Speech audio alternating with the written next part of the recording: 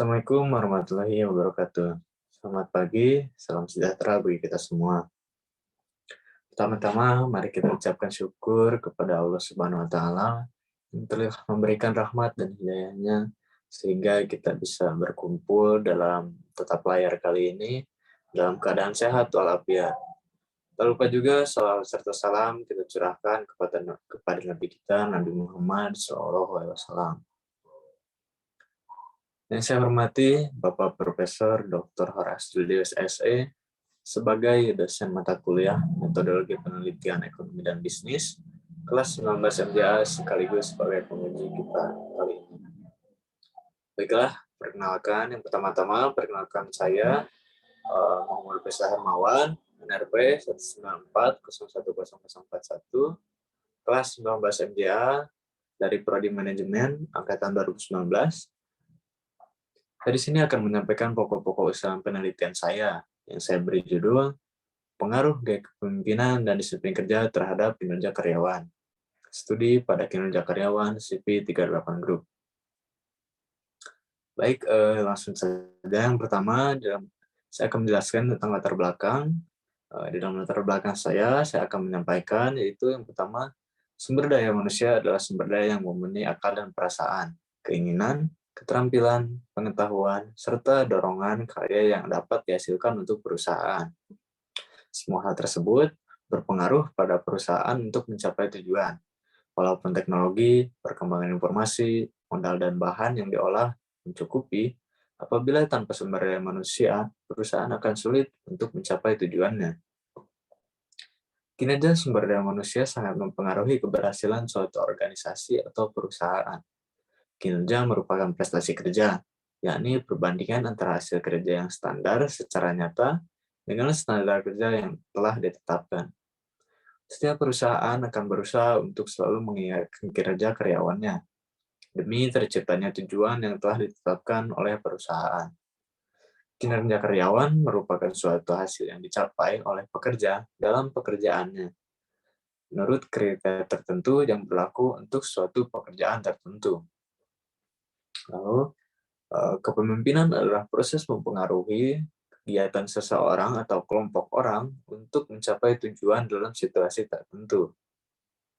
Menurut Ebert dan Griffin tahun 2015, kepemimpinan merupakan proses dan perilaku yang digunakan oleh seseorang untuk memotivasi, menginspirasi, dan mempengaruhi perilaku organisasi.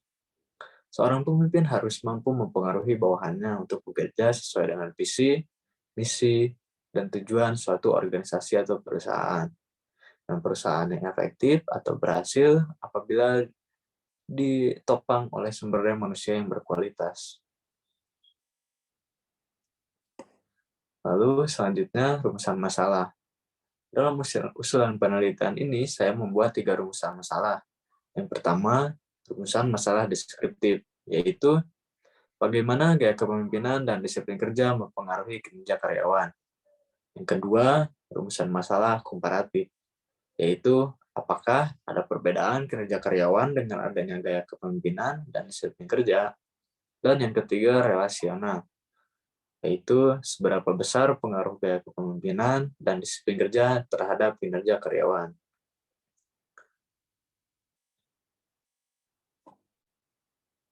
Setelah saya menetapkan rumusan masalah, maka langkah selanjutnya adalah saya melakukan kajian pustaka, hipotesis, dan paradigma penelitian. Ini adalah bagian kajian pustaka. Sebagian teori dari masalah penelitian saya adalah manajemen. Model teorinya adalah sumber daya manusia, dan substansi teorinya adalah kinerja karyawan. Yang pertama, gaya kepemimpinan. Hasibuan menyatakan bahwa pemimpin adalah seseorang yang mempergunakan wewenang dan kepemimpinan untuk mengarahkan orang lain, serta bertanggung jawab atas pekerjaan tersebut dalam mencapai tujuan. Kedua, disiplin kerja. Disiplin kerja dapat didefinisikan sebagai suatu sikap menghormati, menghargai, patuh, dan taat terhadap peraturan-peraturan yang berlaku, baik yang tertulis maupun tidak tertulis, serta sanggup menjalankannya dan tidak mengelak untuk menerima sanksi-sanksinya apabila ia melanggar tugas dan wewenang yang diberikan kepadanya. Lalu yang terakhir adalah kinerja karyawan. Hasibuan 2016 menyatakan bahwa kerja merupakan hasil yang dicapai seseorang dalam melaksanakan tugas-tugas yang diberikan kepadanya berdasarkan atas kecakapan, pengalaman, kesungguhan, serta waktu. Dalam usulan penelitian saya mengkaji penelitian terlebih dahulu, atau penelitian terdahulu yang ada relevansinya dengan penelitian ini, yaitu yang pertama penelitian Titisari dengan judul Pengaruh Gaya Kepemimpinan dan Disiplin Kerja terhadap Kinerja Karyawan pada PT Asam Jawa tahun 2020. Lalu penelitian terdahulu yang kedua adalah penelitian Arini Yulianita dengan judul Pengaruh Gaya Kepemimpinan dan Motivasi terhadap Kinerja Karyawan pada CV Cipta Nusa Sidoarjo tahun 2017. Yang selanjutnya, hipotesis. Juliandi dan kawan-kawan 2015 menyatakan, hipotesis merupakan dugaan, kesimpulan, atau jawaban sementara terhadap permasalahan yang telah dirumuskan dalam rumusan masalah sebelumnya. Berdasarkan batasan, rumusan, dan kerangka konseptual di atas, maka hipotesis penelitian ini dirumuskan sebagai berikut. Yang pertama, ada pengaruh gaya kepemimpinan terhadap kinerja karyawan. Yang kedua, ada pengaruh disiplin kerja terhadap kinerja karyawan. Dan yang ketiga, ada pengaruh gaya kepemimpinan dan disiplin kerja terhadap kinerja karyawan.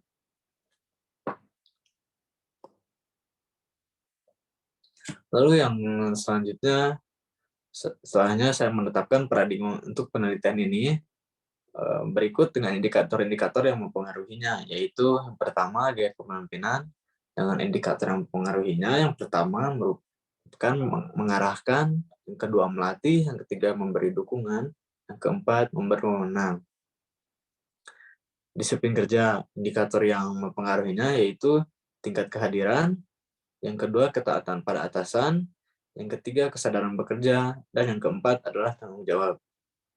Lalu kinerja, indikator yang mempengaruhinya yaitu yang pertama kualitas kerja, yang kedua kuantitas kerja, yang ketiga keandalan kerja, dan yang keempat sikap kerja.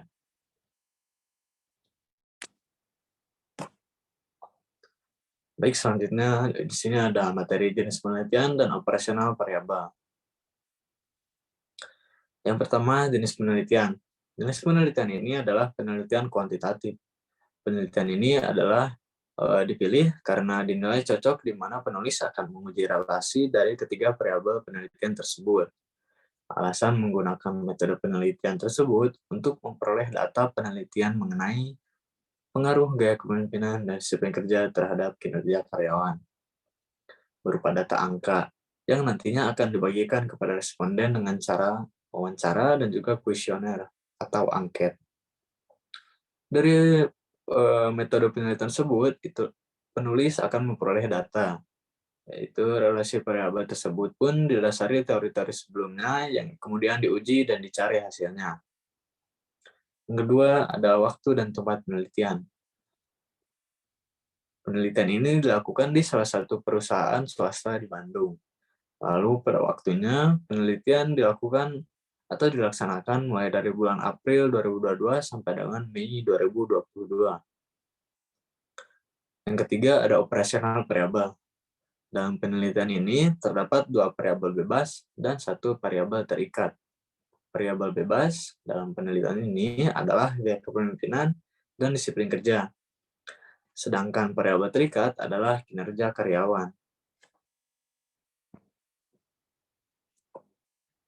Lalu yang terakhir di sini ada populasi dan sampel, model penelitian, dan juga metode pengujian hipotesis. Yang pertama, populasi dan sampel. Populasi. Dalam penelitian ini, objek yang diteliti adalah keseluruhan dari karyawan yang ada di kantor perusahaan yang berjumlah 50 orang. Serta sampel. Sampel yang digunakan adalah seluruh dari jumlah populasi. Karena kurang dari 100 orang, maka seluruh sampel digunakan. Sampel ini juga disebut sebagai sampel jenuh. Dan jumlah sampel dalam penelitian ini adalah 50 orang. Lalu model penelitiannya menggunakan rumus seperti yang ada di PowerPoint ini, bisa dilihat sendiri. Dan yang terakhir, menggunakan metode pengujian hipotesis. Metode pengujian hipotesis pada penelitian saya ini, itu yang pertama menggunakan penyebaran kuesioner, lalu uji T, uji F, dan yang terakhir koefisien determinasi. Mungkin cukup sekian presentasi dari saya. Mohon maaf bila banyak kekurangan. Sekali lagi, terima kasih atas waktunya. Wabillahi taufiq wal hidayah. Assalamualaikum warahmatullahi wabarakatuh.